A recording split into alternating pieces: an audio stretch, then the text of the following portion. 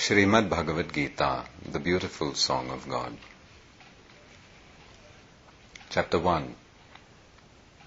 Observing the armies on the battlefield of Kurukshetra. Dhritarashtra said, O Sanjaya, after my sons and the sons of Pandu assembled in the place of pilgrimage at Kurukshetra, desiring to fight, what did they do?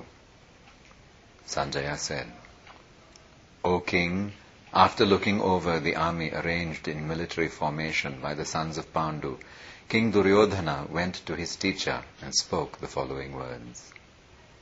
O my teacher, behold the great army of the sons of Pandu, so expertly arranged by your intelligent disciple, the son of Drupada. Here in this army are many heroic bowmen, equal in fighting to Bhima and Arjuna, great fighters like Yuyudhana, Virata and Drupada. There are also great heroic powerful fighters like Dhrishtaketu, Chekitana, Kashiraja, Purujit, Kuntibhoja and Shaibya.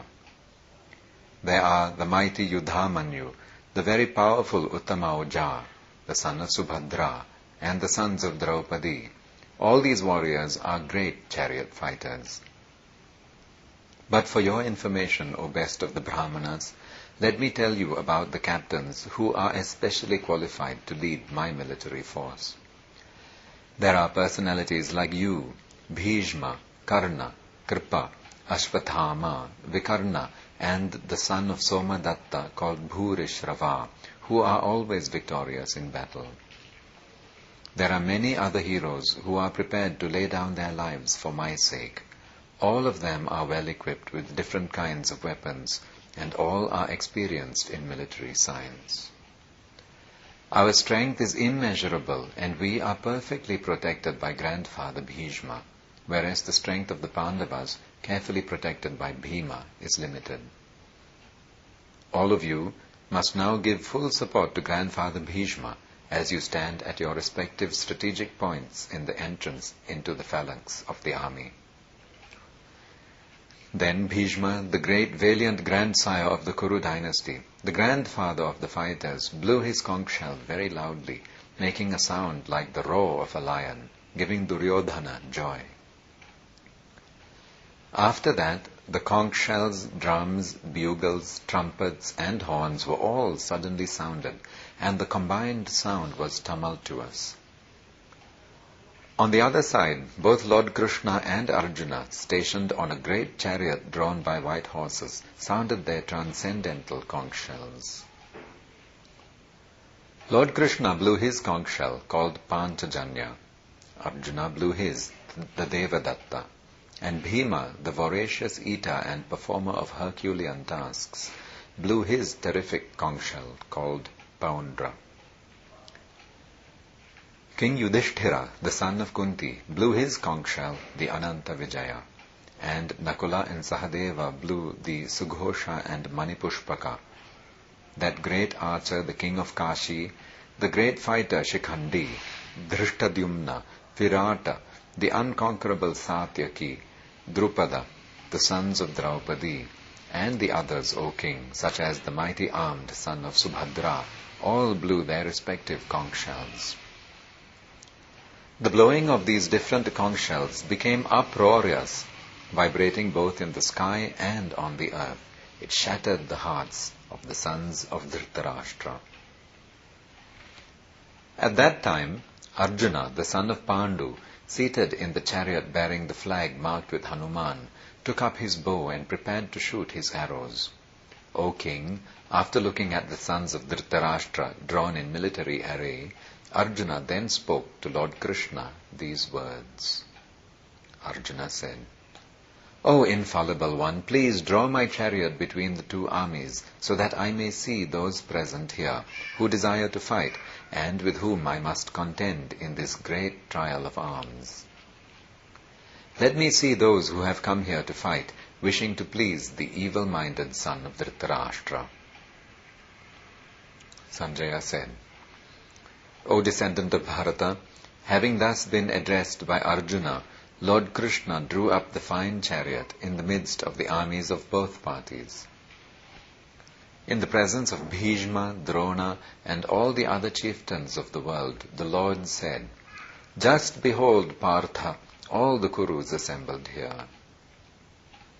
There Arjuna could see within the midst of the armies of both parties his fathers, grandfathers, teachers, maternal uncles, brothers, sons, grandsons, friends, and also his fathers-in-law and well-wishers. When the son of Kunti, Arjuna, saw all these different grades of friends and relatives, he became overwhelmed with compassion and spoke thus. Arjuna said, "My dear Krishna, seeing my friends and relatives present before me in such a fighting spirit, I feel the limbs of my body quivering and my mouth drying up.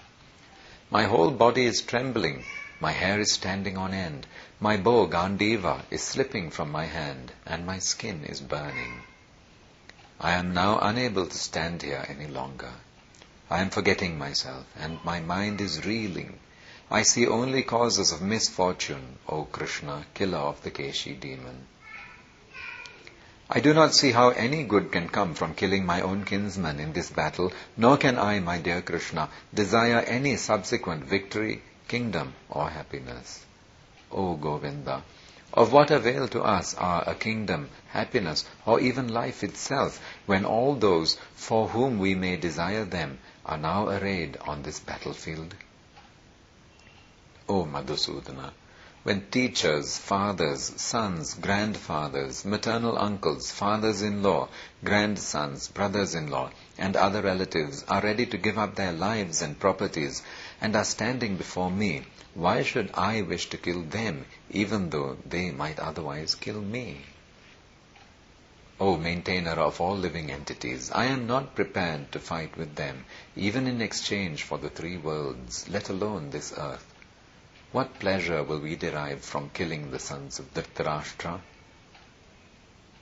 Sin will overcome us if we slay such aggressors. Therefore, it is not proper for us to kill the sons of Dhritarashtra and our friends.